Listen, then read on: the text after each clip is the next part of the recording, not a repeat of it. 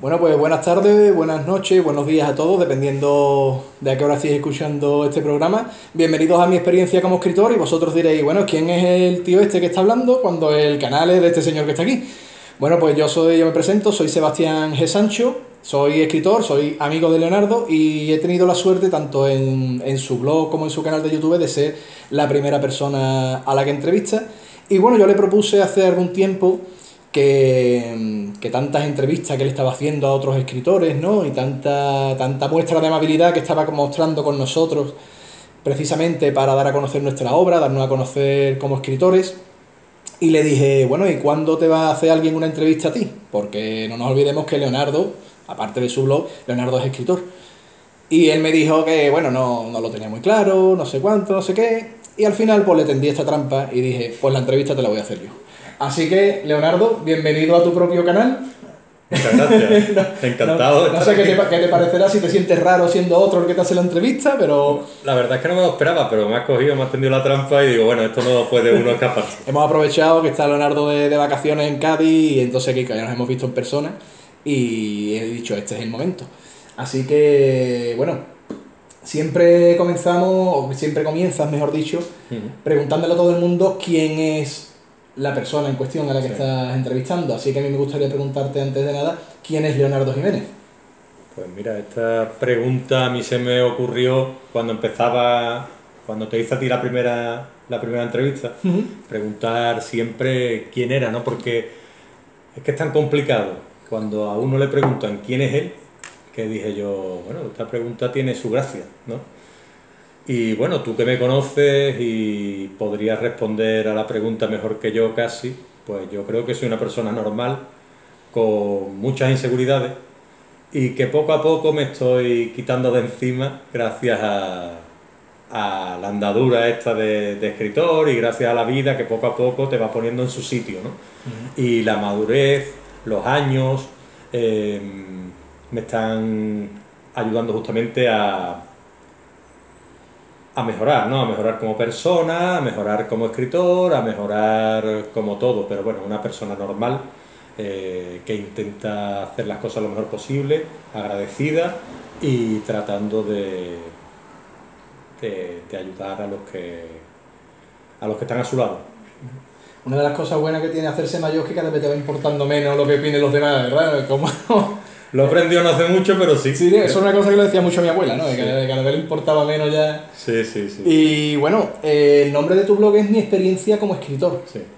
Y en realidad, ¿cómo te surgió esa idea de hacer un blog? ¿Cómo te surge eso de querer ayudar a los demás? De eso, de, valga la redundancia, hacer un blog, hacer ahora un canal de YouTube, meterte en TikTok y todo además orientado casi más a ayudar a esos escritores que están empezando que a promocionarte a ti mismo y a tu obra. La verdad es que sí, que esto, bueno, tú que eres amigo mío desde hace tantísimos años, ¿no? Que nos conocemos desde la infancia, siempre hemos hablado de tantos proyectos y yo nunca he enfocado, tú ya sabes que cuando yo tenía la página del abismo de Sí. rol, lo enfocaba un poco no solo para mi propio beneficio, sino un poco para que todos disfrutásemos, ¿no?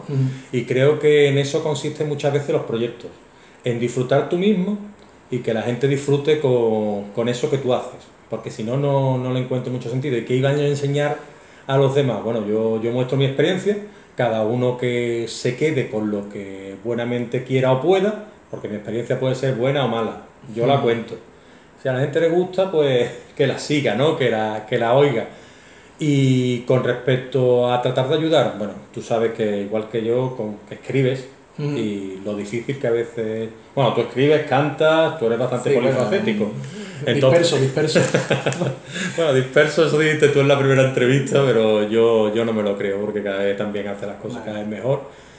Y bueno, sabes también, tú muchas veces y yo hemos hablado de las vicisitudes que tiene también el tema de la música, la literatura y muchas veces lo difícil que es enfrentarse a nuevos mundos. Y yo lo único que quería era tratar de allanar un poquito el camino a la gente que venía después. Y si era con la experiencia mía y con la experiencia de todos aquellos y aquellas que quieran venir a contarla al espacio, pues yo creo que siempre va a ayudar el más exitoso hasta el que está comenzando. Porque todos hemos vivido vidas diferentes, hemos vivido experiencias diferentes y creo que nos podemos dar una buena... retroalimentarnos bastante bien de la experiencia de cada uno. Todo el mundo se puede aprender algo al final. Exactamente, eso es lo que yo creo. Bueno, pues Leonardo, tenemos esto por aquí, que es El santuario de la mariposa, que es su última novela, su nueva novela, acaba de salir ahora mismo al mercado. Y si te parece, Leonardo, a no ser que tú me digas lo contrario, vamos a ver el book trailer, a ver de qué trata este santuario de la mariposa.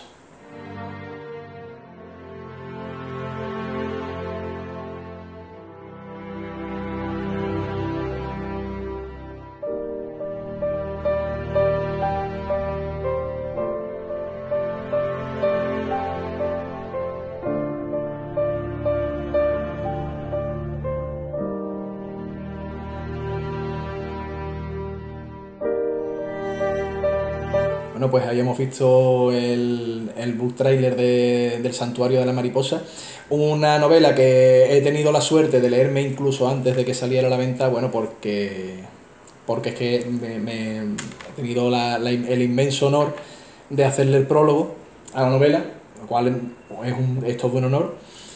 Y bueno, y aparte porque, como ya todos sabéis, es amigo mío, entonces a mí me hacía una especial ilusión. A mí me ha parecido una novela muy atrapante en el sentido de que una vez que la empiezas ya las quieres acabar.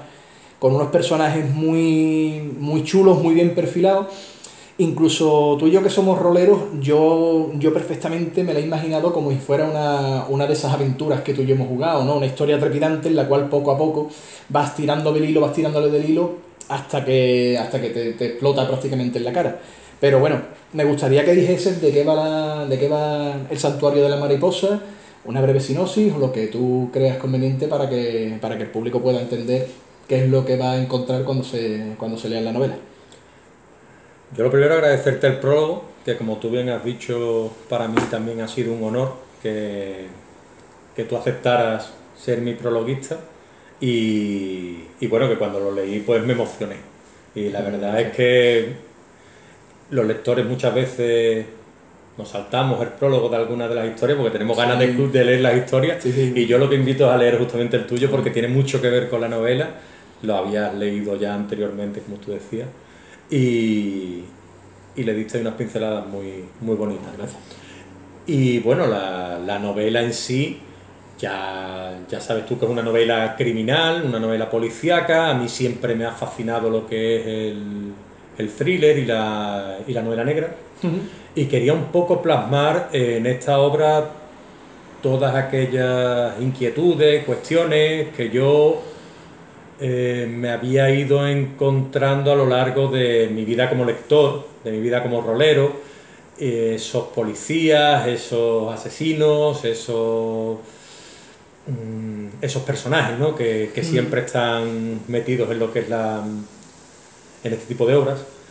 Y bueno, la obra en cuestión se desarrolla en una ciudad inventada que está al este de los Estados Unidos, cerca de Filadelfia y esta zona de Baltimore, en el año 1987. ¿Por qué este año? Porque en este año, pues bueno, nosotros que hemos vivido la infancia en esta época, sabemos que es una época de depresión, una época difícil, una época en la que hubo un auge de la droga, y bueno, eso me da a mí mucha vidilla para colocar en ese escenario a los personajes principales, que en este caso son dos detectives, el detective Rupert Norris y el detective Felix Chatham, que se encuentran con que una serie de suicidios que se están desarrollando en la ciudad, que se están dando en la ciudad, en realidad no son suicidios, homicidios en realidad son suicidios. Al revés, perdón. Los suicidios son homicidios, correcto. He confundido las palabras, no pasa mucho. Pero bueno, la serie de suicidios son realmente homicidios. Entonces el sargento Norris pues se queda un poco parado y lo traslada al comisario y ahí empieza un poco la obra. Luego ya pues se va desarrollando en el ámbito de la búsqueda del asesino y todos los personajes que están ahí subyacentes y que están detrás de la obra. A mí hay una cosa, por ejemplo, que me... Te voy a poner un aprieto, ¿vale? Vale. A mí hay una cosa que me llama mucho la atención y es que tu primera obra era una novela de aventuras mezclado con un pelín de ciencia ficción, incluso de fantasía en algunos momentos. Sí que es verdad que todas tus obras tienen un punto en común que lo diré al final. La segunda obra tuya era una mezcla entre una literatura más juvenil, pero a la vez con un punto muy oscuro que, teniendo ese elemento juvenil, lo alejaba a su vez de él, ¿no? La tercera obra ha sido un conjunto de relatos, La caja oculta, que era relatos de vida y muerte, y ahora te lanzas a por la novela, por la novela negra. Entonces, es que aquí es donde viene la pregunta incómoda. ¿Te gusta tocar diferentes palos porque simplemente te gusta? ¿Vas buscando dónde te vas sintiendo más cómodo? ¿O es que no tienes elegido un género en el que tú te definas como escritor? Y a su vez, de todo eso que te he dicho, ¿qué elementos tienen en común todas tus obras? Bueno, el elemento en común empiezo por el final porque creo que es lo que me resulta más fácil de responder en este caso. Sí, ¿no? Ya también tengo que la pregunta se las trae. Sí. Es los miedos, ¿no? Los miedos es algo que siempre nos atenaza, ¿no? Entonces, esos miedos yo los he querido desarrollar en cada una de las obras, los terrores, sobre todo humanos, y cómo nos enfrentamos a ellos. Entonces, una vez que ya desarrollas lo que es los miedos, si nos vamos a la pregunta que se refiere a por qué las obras, entiendo yo, son de diferentes géneros, aun tratando los mismos temas, yo diría que esto es porque un poco no tanto escribo las obras que tengo predeterminadas, sino que son las que me llaman a mí. Es decir, esto es un poco como todas esas aventuras de rol que nosotros hemos jugado a lo largo de nuestra vida, que unas eran de ciencia ficción, las otras eran de terror, y los diferentes juegos que jugábamos ambientados que nosotros un poco... Pues mira, hoy vamos a jugar al Cult, ¿no? Hoy vamos a jugar al Far West, hoy vamos a jugar al Ragnarok. Sí, incluso Cyberpunk, ¿no? Que es Cyberpunk. Entonces tú decías, bueno, nosotros teníamos cada uno un director de juego, pero cuando al final nosotros cogimos lo que es nuestro desarrollo como director de juego, al final nos dirigíamos a la aventura, nos inventábamos un poco como los juegos y las ambientaciones. Sí, claro. Entonces a mí me ha venido un poco eso, ¿no? Es decir, como muchas de las aventuras crecen de los personajes, te surge esa chispa, esa idea de lo que es el personaje en sí, y al final tú desarrollas la historia que te ha llamado la atención. Entonces, al final no es tanto la historia que yo quiero contar, sino como la historia que quiere que yo la cuente. Sí. ¿Vale? No sé si me he explicado bien. No, sí, o si creo que te responde a tu entiendo. pregunta. Sí, claro, tú al final, tus historias siempre suelen tender a tener un género definido, es decir, habla de tus miedos, habla de esos personajes, de la intrahistoria de cada personaje, de cómo los construyes, y realmente lo que menos te importa es en el ámbito en el que tú los ubiques, ¿no? Si no me equivoco. Exactamente. Eso tiene mucho también de rol, ¿no? Eso de, como tú bien estás diciendo, ¿no? O sea, una cosa que yo, por ejemplo, me fijo mucho en tus novelas es que todas tienen unos personajes muy bien definidos. Sí. Y son, para mí, unos personajes muy identificables, ¿no? En ese sentido. Entonces, quizás de ahí también viene un poco la pregunta que yo te hacía, ¿no? Esos personajes suelen ser siempre... O sea, prestas mucha atención a los personajes en tus novelas. ¿Y por qué? Bueno, yo creo que los personajes es una de las bases fundamentales de cualquier novela, uno de los pilares fundamentales, ¿no? Y sí que es verdad que yo le presto mucha atención a los personajes y para mí es desde donde nace lo que es la historia.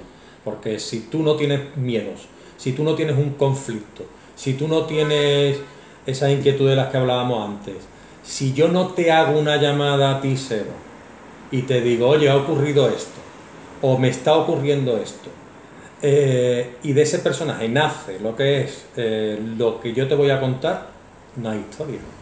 Y es como yo vea lo que me está ocurriendo y como yo lo cuente desde el punto de vista del personaje. Es decir, si yo lo cuento en primera persona, evidentemente va a ser más inmersivo, pero el tema va a estar en que yo te lo voy a proyectar. En tercera persona te lo estoy proyectando, pero de otro modo, ¿sabes?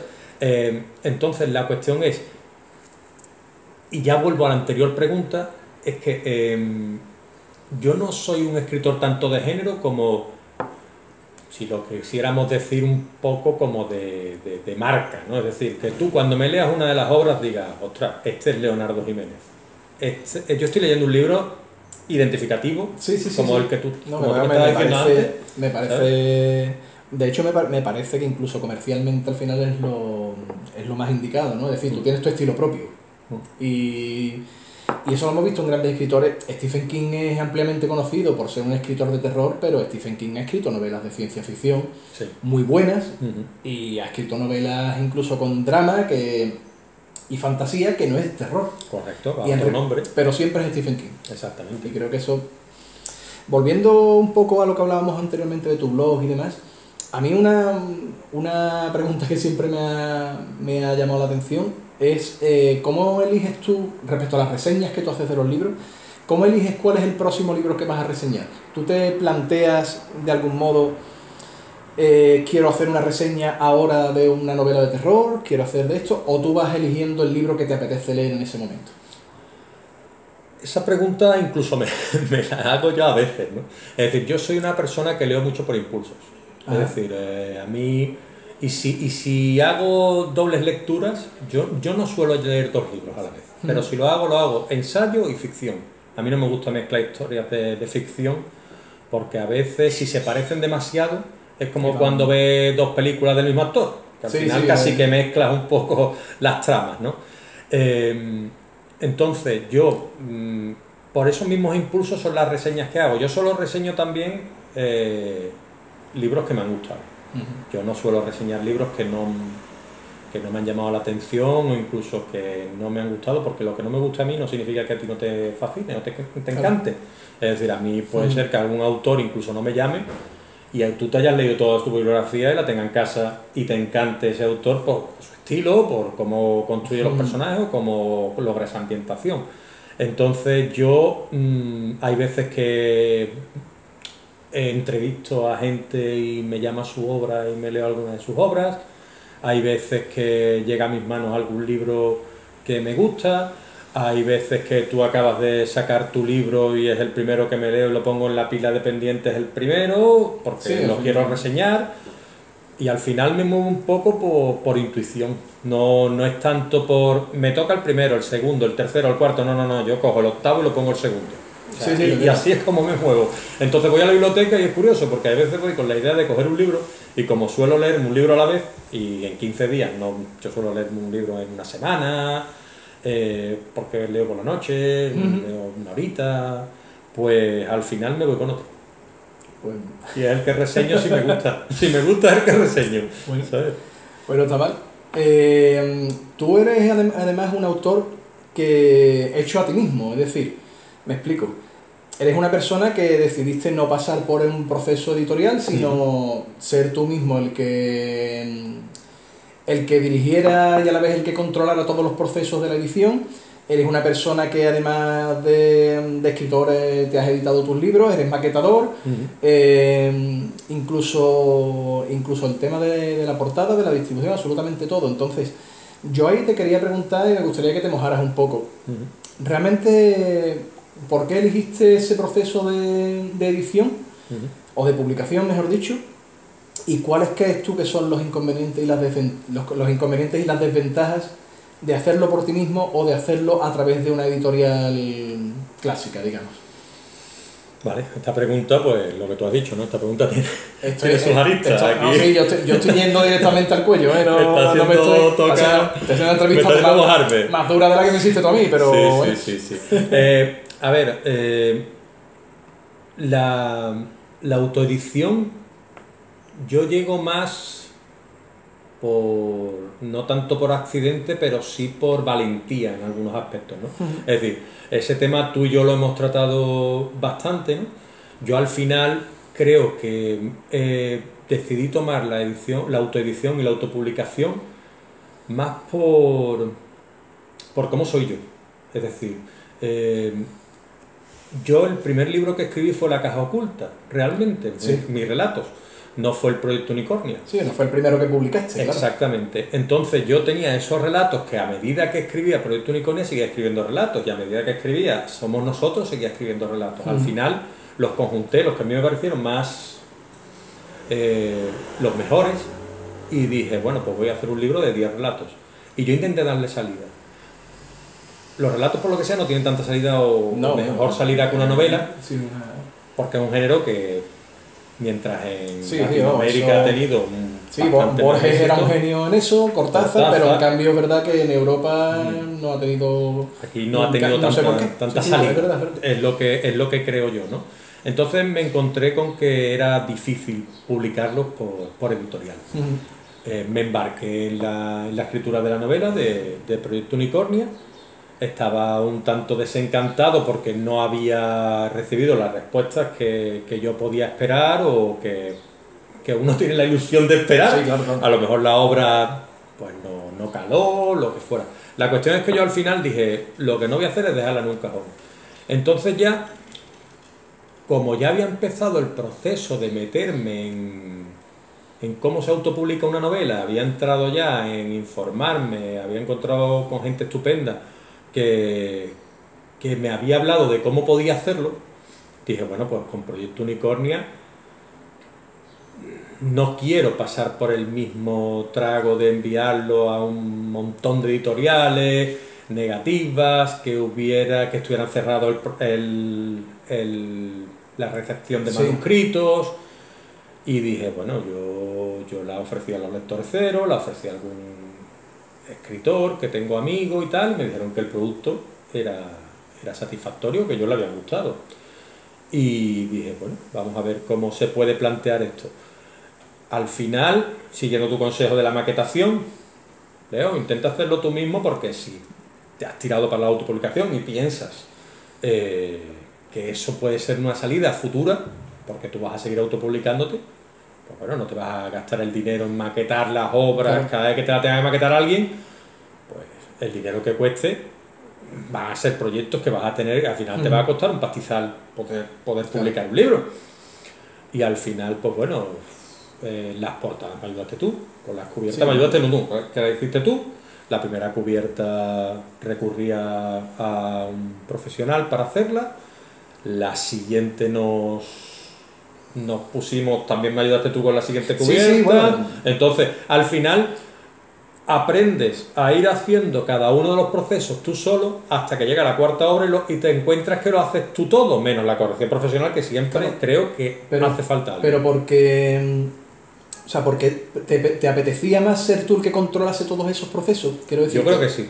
Que fue un poco al final por eso, porque tú no querías, digamos, tener que pasar por ese tramo, esa etapa de otra vez tener que ir a recepción de manuscritos, tener que... Yo creo que sí, que es un poco que yo mismo quería ser un poco mi propio juez, ¿no? Porque para darme seguridad a mí mismo. De hecho, ¿cuáles crees que son entonces las ventajas del proceso que tú sigues entonces, con respecto a las editoriales? Yo creo, a ver, que el proceso de autopublicación te permite a ti tener el control de todo. Es decir, si yo quiero una obra, corregirla, la voy a tener corregida al día siguiente.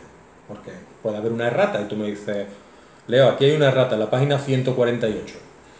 O aquí hay falta un guión, o aquí tal. Pues yo el día siguiente al que tú me lo has dicho, la persona que vaya a adquirir la obra la va a encontrar ya sin esa errata, ¿vale? Entonces, eso para mí es una ventaja importante. Después, el hecho de que la distribución también la tienes tú, en el sentido de que dices, bueno, pues si optas por una distribuidora potente, al día siguiente o a los 2 días, a los 3 días la va a tener la obra la persona. Tú vas a recibir bueno, como en las editoriales, ¿no? Tú vas a recibir tu obra y vas a dar el visto bueno y demás. Y ya te digo que a mí, gente que me rodea, que ha tenido relación con editoriales, has publicado a través de editorial, como puede ser tu caso, ¿no? Que estás contento, ¿no? Bastante contento pues yo obviamente también lo recomiendo, pero que cada uno tiene su propia experiencia. Claro. Puede ser de editorial o puede ser autopublicada. Yo lo veo como otra salida, es decir, está la edición, la coedición, la autoedición. Claro. Entonces, claro, yo respeto todo ese tipo de salidas, y cada uno tiene que darle salida a su obra como buenamente quiera o pueda, mientras que tenga una calidad literaria para poder ponerse en el mercado.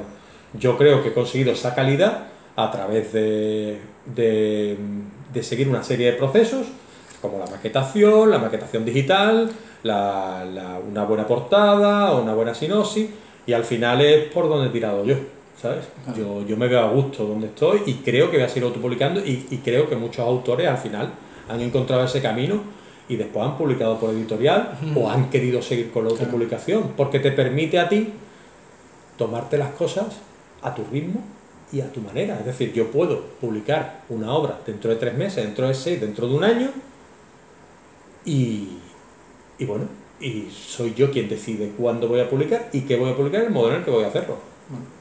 De hecho, vamos, imagino que todos lo sabréis ya, pero el blog de Leonardo, que es mi experiencia como escritor, que si no por aquí lo pondrá a ver para que podáis acceder a él, habla o da muchísimos consejos, da muchos, bueno, consejos, como dice, le gusta decirlo a él, tips sobre escritura, gramática, narrativa, incluso sobre cómo es el proceso ese de publicación, de cómo llevarlo todo a cabo, un poco basándose en esa experiencia que él ha tenido, ya que como estamos hablando ahora, él todos esos pasos se los ha pisado, se los ha comido él solo y además lo hace de una manera excelente, al menos desde mi humilde punto de vista. Volviendo a ese proceso creativo, ¿cuál es a la hora de escribir, cuál es tu método de trabajo? Es decir, ¿tú eres una persona que necesita tener una historia muy bien planificada desde el principio, unos personajes muy bien definidos, o en cambio eres de estos escritores que se deja un poco llevar y que las musas me atrapen en medio del trabajo?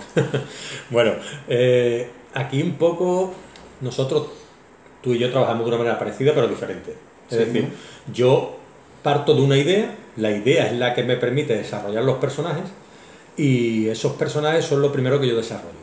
Es decir, la idea puede ser un accidente, la llegada de alguien a un lugar en concreto, por ejemplo, alguien que llama a la puerta de tu casa y te pide ayuda, pues bueno, esa es la idea. A partir de ahí creo el personaje que abre la puerta, el personaje que está fuera, ¿vale? Y voy desarrollando esos personajes como son. Les creo un trasfondo, les creo una vida, un pasado, un presente y un futuro se va desarrollando a través del relato en sí, ¿vale? A través de la novela. Y bueno, esa es la chispa o la idea de la que parte todo el relato en sí.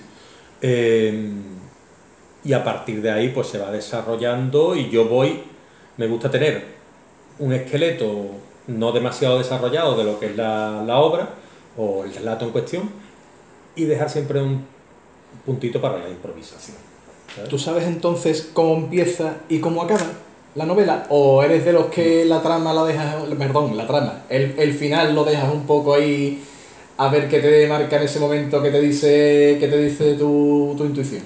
A veces la historia parte del final, otras veces del principio, y si empieza in media res te lleva a unos sitios o te lleva a otros. Yo he cambiado algún final sin querer. Eso es como el título, ¿no? El título de la obra. Sí, bueno.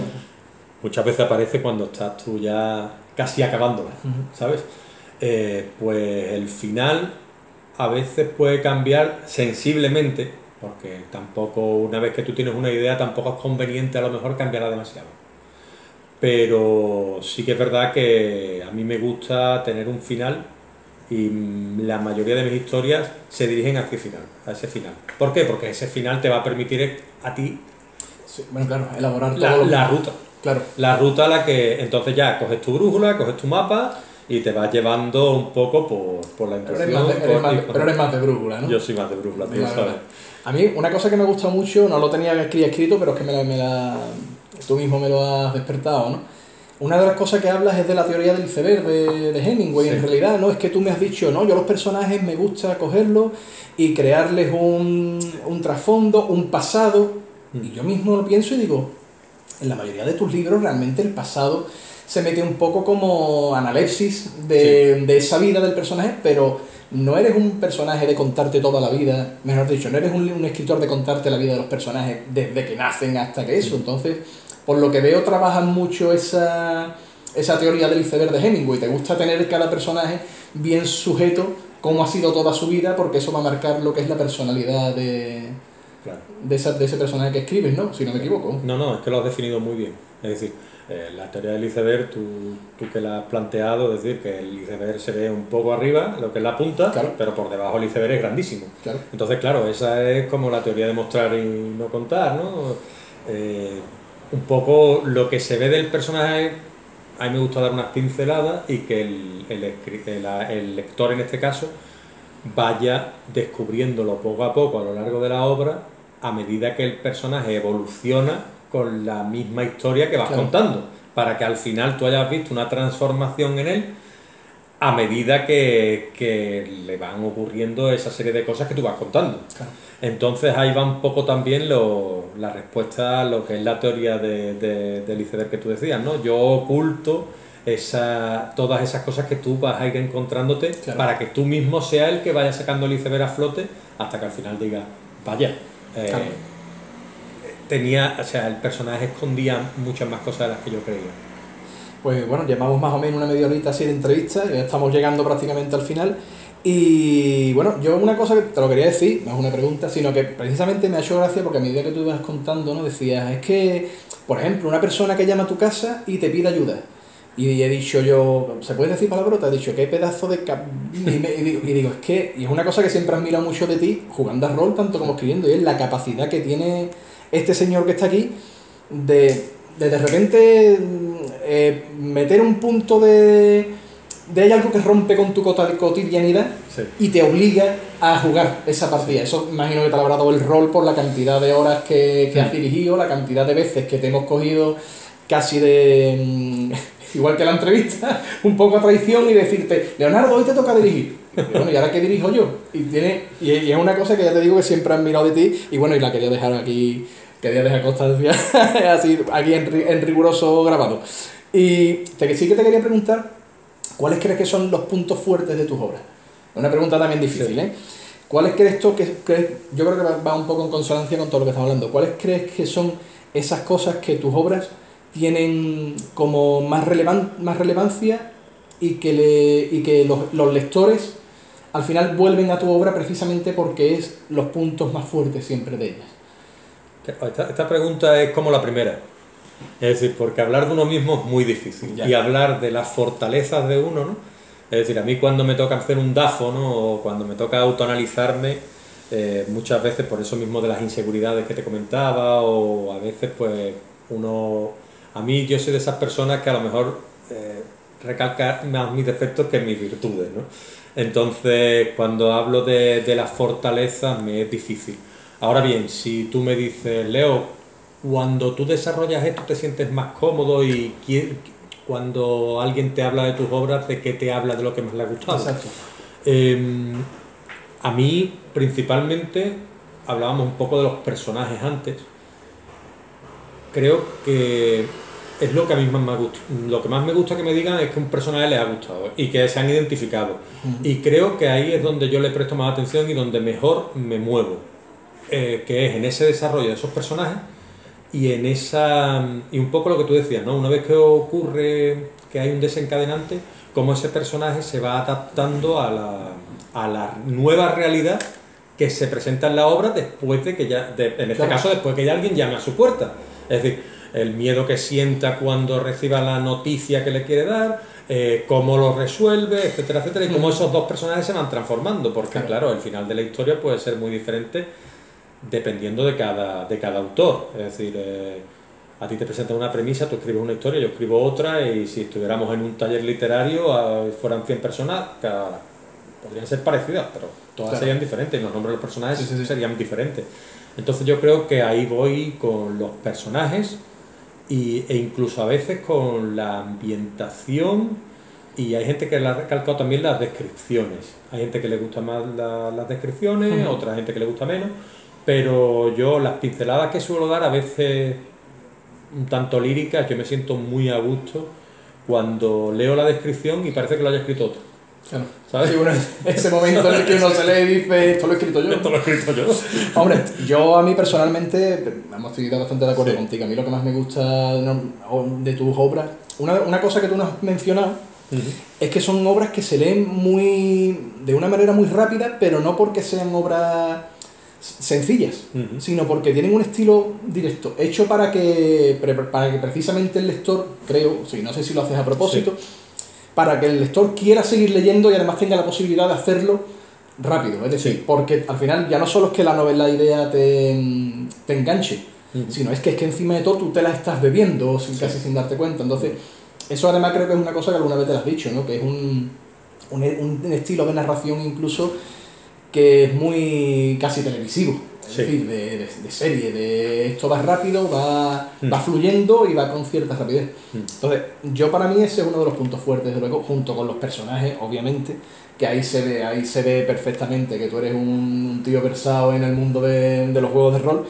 Y yo añadiría eso que te comentaba antes, los puntos de disrupción, que lo llamo yo, ¿no? Que es ese punto en el que tú tienes una vida completamente normal, o no, porque por ejemplo en Proyecto Unicornia no llevan una vida normal, pero hay un momento en el que hay algo que rompe la cotidianidad de tu vida, hay una disrupción que hace que cambie todo por completo, y eso yo creo que a ti en concreto se te da muy bien. Precisamente ahora que mencionaba el Proyecto Unicornia, Proyecto Unicornia fue una novela que yo, porque soy amigo tuyo y lo conozco, que se te atragantó en muchas ocasiones, porque es que era tu primera gran obra y empezaste además por una obra casi faraónica, de algún modo. Entonces, cuéntanos, aunque sea brevemente, cómo fue ese proceso de enfrentarte a tu primera novela y bueno, y cómo conseguiste salir airoso de ese proceso. Bueno, airoso salí porque tenía un buen amigo al lado que me empujaba mucho, un amigo escritor, ¿no? Que ha visto casi su obra a la par que yo publicada, que en este caso eres tú, y que me empujaba en el sentido correcto hacia el que tenía que ir, porque quizás si no hubiera sido porque en este caso tú me hubieses, digámoslo así, alentado a continuar porque la obra se veía que tenía futuro y porque la aventura o lo que es la trama, ¿no? Todo lo que envolvía y todo lo que iba desencadenando era atractiva. Si yo no hubiera tenido ese empuje que me diste en algunas ocasiones, a lo mejor la habría abandonado. Es decir, a veces hay que reconocer las cosas. Es muy difícil para alguien. Ostras, pues yo cuando empiezo algo nunca lo acabo. No. Hay veces que hay que saber rendirse, ¿sabes? Sí, bueno. En este caso yo no me rendí, pero a veces me entraban ganas, pero también me entraban ganas de dejarlo, de casi llorar. Yo lloré cuando morían algunos personajes de la historia. Eso sí, los escritores somos muy llorones, pero yo lloraba a veces y decía, ostras, voy a dejar a este hombre aquí detrás o a esta mujer aquí detrás y voy a seguir escribiendo y tal. Y me resultó un proceso difícil, pero a la vez gratificante. Todos esos éxitos y todos esos cierres de capítulo que suponían un nuevo cliffhanger y que suponían la entrada de una nueva historia, la entrada de una nueva escena, pues al final era todo lo que a ti te ayudaba a continuar con la historia, ¿no? Entonces, a medida que la escribía, la iba disfrutando también, de algún modo. Pero no fue fácil, fue complejo, fue un tema complejo. Al final lo conseguí. Y cuando lo presenté a los lectores les gustó y yo muy contento porque ha sido quizás la obra con mejor recepción que ha tenido de todas. Y bueno, en este sentido, y yo ya quizá por ir terminando, me gustaría que le dijera, y además aprovechando esto que estamos tirando del Proyecto Unicornia, que le dieras algún consejo a esa persona que se enfrenta a su primera obra, ¿vale? Y que intentes diversificarlo un poco, es decir, a una persona que nunca ha jugado a rol, ¿vale? ¿Qué consejo le darías para empezar su primera obra? Pero también, porque seguro que hay muchísimos oyentes que en este sentido están en esa situación, personas que llevan toda la vida jugando a rol, que tienen 1000 historias, pero que después no saben cómo plasmarlas en un libro. Entonces, ¿qué consejo le darías a uno y a otro? Porque tú además te has visto en esas dos, en querer plasmar una historia puramente rolera en un libro y en una historia que simplemente te ha surgido sin tener nada que ver con eso. Pues yo lo que te comentaba, tener paciencia con uno mismo, es decir, analizar muy bien lo que quieres contar, estructurarlo de manera muy tranquila Y adaptarlo. y adaptarlo. Es decir, adaptarlo es quizá adaptar una aventura de rol o un juego de rol que tú has hecho y la ambientación en una novela no es un trabajo complejo, no es un trabajo fácil, porque requiere de eso, ¿no? De mucha paciencia, del error, de la técnica, de ir depurándola y obviamente lo que es como la primera aventura que yo dirigía, pues o los primeros juegos que dirige uno, siempre, ostras, pues esto no puede ser, tal cual, y después a medida que tú vas desarrollándote como director de juego, como que todo, tal, Sí, tú vas a sí, una, claro. vas a una jornada de rol, nadie te conoce y al final incluso te dan la enhorabuena. Claro. Claro, todo eso tiene un proceso.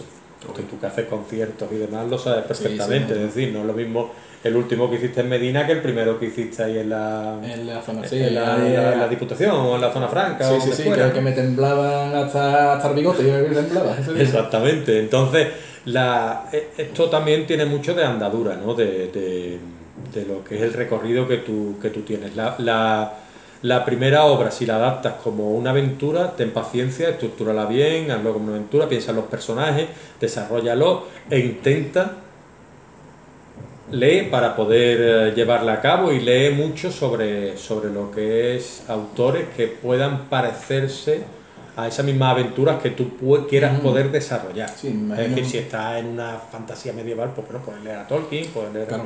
Me imagino que también muchas veces en ese proceso habrá mucho recorte que uno tenga que meter dolorosamente, pero tiene que, al final no deja de ser una adaptación, Exactamente. no puedes hacer lo mismo. Exactamente, es lo que acabas de decir, es decir, tú tienes que prescindir de mucha parte de la aventura para poder adaptarla a la novela o incluso crear nuevas tramas de la novela o nuevos personajes. En el proyecto Unicornio yo creé nuevos personajes para poder meter Claro. situaciones que no existían en la aventura. Claro. Es decir, al final tú lees el libro y lees la aventura y dices, sí se parece bastante porque está ambientada en este mismo escenario, pero después en la aventura la trama de Z y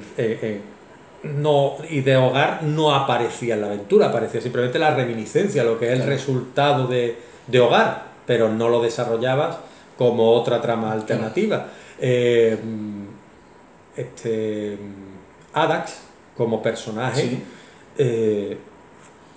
era un personaje que aparecía casi a principio de la obra también, o aparecía en algún momento, pero no de la misma manera que aparecía en la obra. Es decir, ahí vas adaptándote y vas buscando la manera de poder colocar todos los elementos que tú quieres, porque ahí los tienes en un batiburrillo en la aventura, y en la aventura también los jugadores se van adaptando a lo que tú le vas, y es todo mucho más improvisado.